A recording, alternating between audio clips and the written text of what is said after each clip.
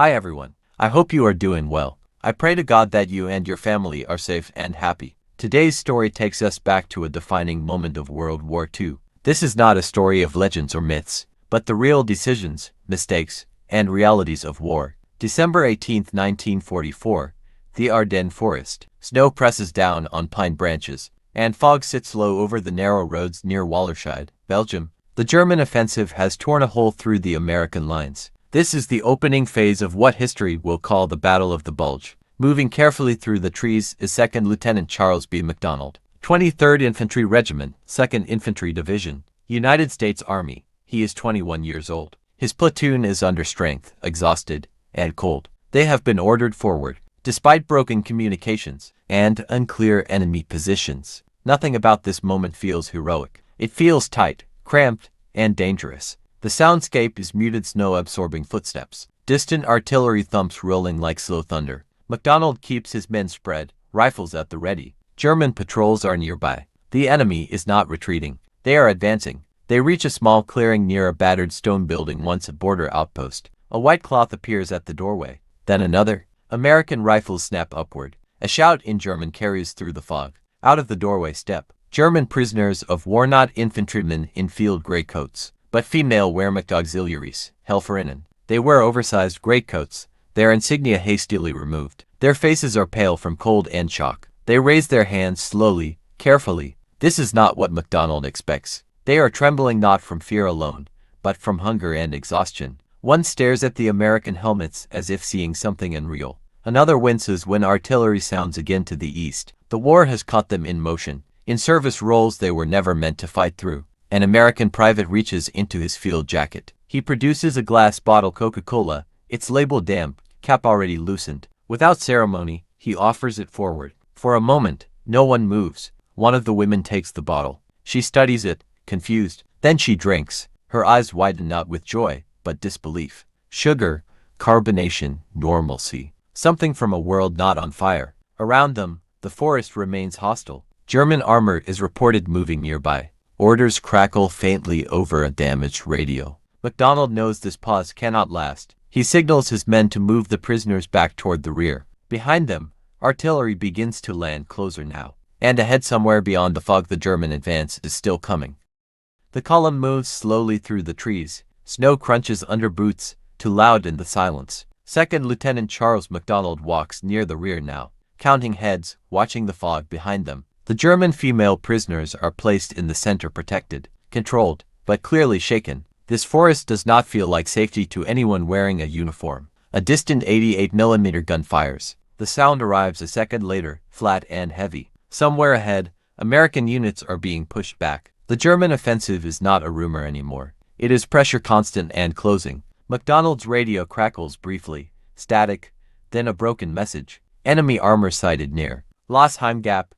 No coordinates, no confirmation, just enough to tighten every muscle in his body. The prisoners stumble on uneven ground. One slips. An American sergeant grabs her arm, steadying her without a word. There is no time for explanations, no language shared except urgency. Faces remain blank. Everyone understands the same thing. The road behind them is collapsing. They reach a shallow ravine. Snow-covered branches hang low, reducing visibility to meters. MacDonald halts the column. He listens. Somewhere close comes the metallic clink of equipment. German voices, low, controlled. A forward scout signals frantically. Enemy infantry patrol, moving parallel. MacDonald has seconds. He orders his men off the path, spreading into the trees. The prisoners are pushed down into the ravine, ordered to stay silent. Rifles are raised. Fingers rest on triggers already numb from cold. The Germans appear like shadows, helmets barely visible through the fog. They are not charging. They are advancing carefully, professionally.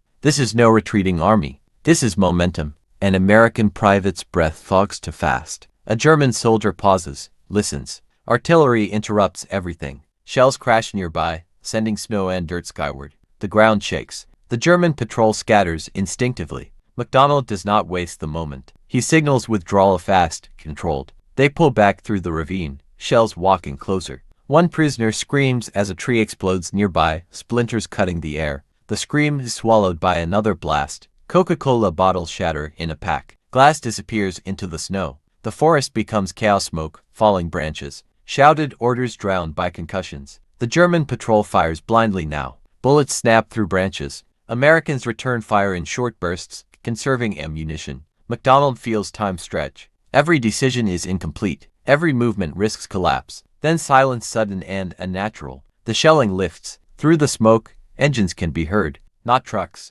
The sound grows clearer, metal tracks biting into frozen earth. Engines straining in low gear. Second Lieutenant Charles MacDonald does not need confirmation. He has heard this before in training, never this close. German armor is moving through the forest. Visibility drops further as exhaust smoke mixes with fog. The ravine offers some cover, but not enough. If tanks crest the rise, infantry will follow. MacDonald orders his platoon to reposition short rushes. Low silhouettes, no unnecessary movement. The prisoners are pressed deeper into cover. They are no longer observers. They are trapped inside the same kill zone. A dark shape emerges between the trees. Not fast. Confident.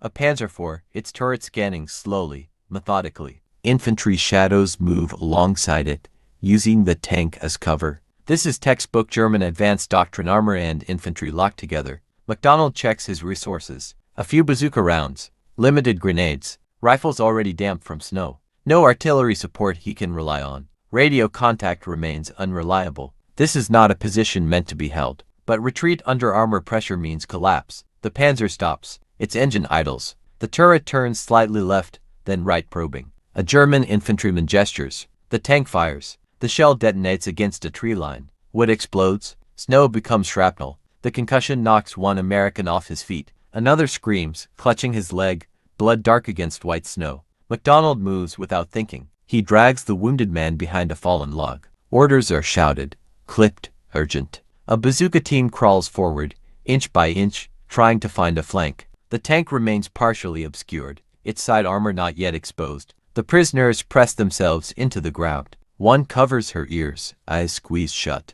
Another stares straight ahead, expression blank, as if dissociating from the noise. This is no longer ideology or loyalty. This is survival stripped bare. The bazooka fires. The rocket strikes too far, forward glancing off the tank's frontal. Armor.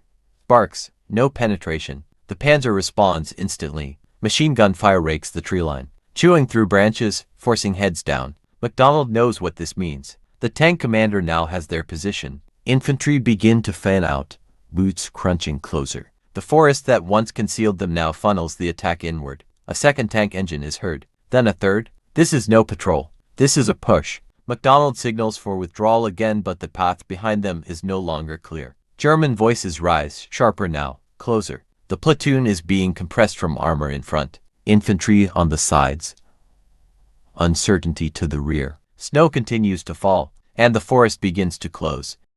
The pressure becomes physical. German infantry move with discipline, spacing tight, weapons low but ready. The Panzer IV advances a few meters at a time, pausing, listening, then moving again. This is not speed. This is certainty. Second Lieutenant Charles MacDonald recognizes the danger immediately. If the tanks fully enter the ravine, the platoon will be cut apart. He orders smoke grenades thrown, white clouds blooming against the dark trees. Visibility drops to almost nothing. It is the only way to break contact. The smoke works, but only briefly. Through the haze, machine gun fire cuts laterally. Tracers slice the white curtain. Dirt and snow spray upward as rounds walk across the ground. An American corporal collapses without a sound. No one stops to check. MacDonald crawls to a shallow rise and risks a look. The tank's hull looms closer than expected. Its side armor is partially exposed now, angled awkwardly by the terrain. This is a chance that will not come again. He waves the bazooka team forward closer, dangerously close.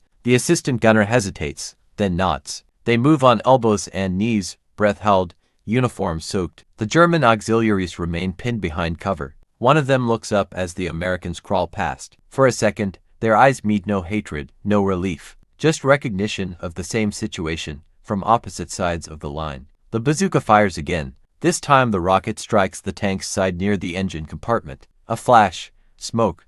The Panzer jerks, lurching to a halt. Flames begin to crawl from the rear grille. German infantry react instantly, shouting, scattering, firing toward the launch point. The forest erupts with return fire. Branches snap. Bark peels away. The sound becomes overwhelming. Rifles, machine guns, shouting into languages. MacDonald shouts for movement. They pull the wounded first, then the prisoners, then themselves. Discipline fractures under stress, but momentum builds. Smoke, fire, and confusion blend into cover. The disabled tank burns steadily now, black smoke punching upward through the branches. Its presence dominates the clearing, proof that the Germans are not invulnerable, and warning that more will come. Behind them, another tank gun fires. The shell lands short, but close enough to knock men down. The ground shakes again. Snow falls from branches like sudden rain. The platoon breaks into a shallow run, boots slipping, balance barely held. German voices pursue them through the trees, but less coordinated now. The advance has been disrupted,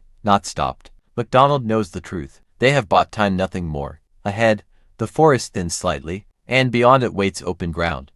The trees fall away abruptly. The forest's protection ends without warning, replaced by a stretch of open, snow-covered ground broken only by shallow folds in the terrain. Second Lieutenant Charles MacDonald feels exposed the instant they emerge. Here, there is no shadow deep enough, no trunk wide enough. German fire resumes almost immediately. Machine gun rounds stitch across the snow, kicking up sharp lines of white. Men scatter instinctively, dropping into shallow depressions. The prisoners follow, pressed low by shouted commands and pure fear. In the open, everyone is the same size. Everyone can be seen. MacDonald crawls forward, scanning the ground. To stay here is death. To move forward is risk. Behind them, the burned-out Panzer smokes like a signal flare, marking exactly where they came from. German infantry are regrouping fast. He can hear shouted orders now, sharper, angrier. A shell lands at the forest edge. The concussion rolls outward, flattening sound for a moment. Snow drifts down slowly, deceptively calm.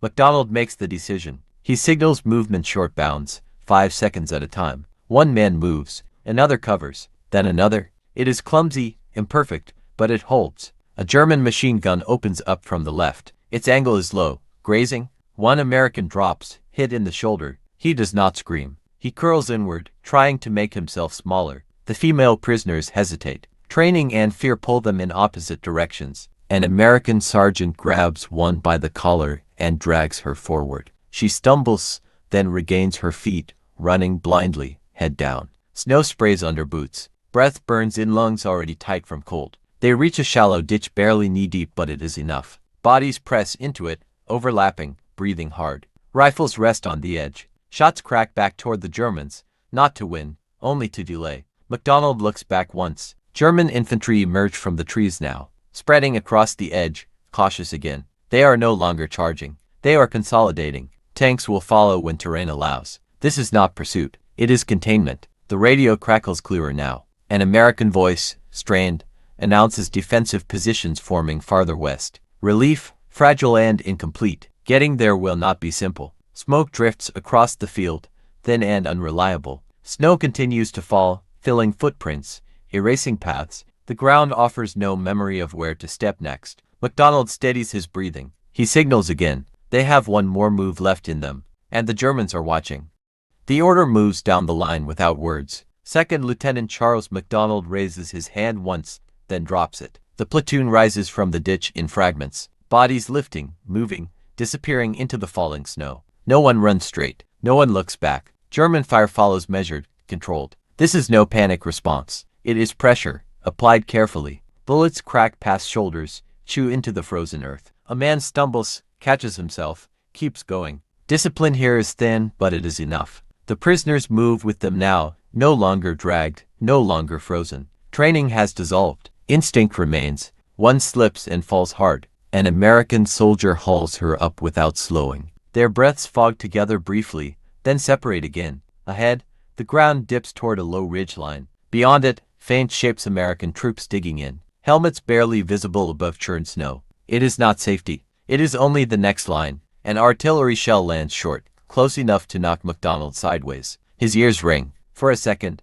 there is nothing but white and vibration. He forces himself upright, checking limbs by feel. Everything responds. He moves again. German infantry fire slackens slightly as they reach the open ground's edge. Tanks cannot yet follow. The terrain delays them just enough. Smoke drifts laterally now, blurring sightlines. Snow thickens, swallowing distance. They crest the ridge. American voices shout warnings and instructions. Rifles lower momentarily as friendly silhouettes resolve through fog. Hands grab shoulders, pull men and prisoners down into prepared positions. Someone passes ammunition. Someone else pushes a canteen into shaking hands. MacDonald drops beside a frozen berm and finally allows himself to breathe fully. He counts his men. Not all respond. He does not ask where the missing are. Behind them, the Germans do not charge. They halt at the edge of the field. The battle line hardens, invisible but real. Smoke marks where movement stops. The female prisoners sit silently now, wrapped in borrowed blankets. One still holds the empty Coca-Cola bottle,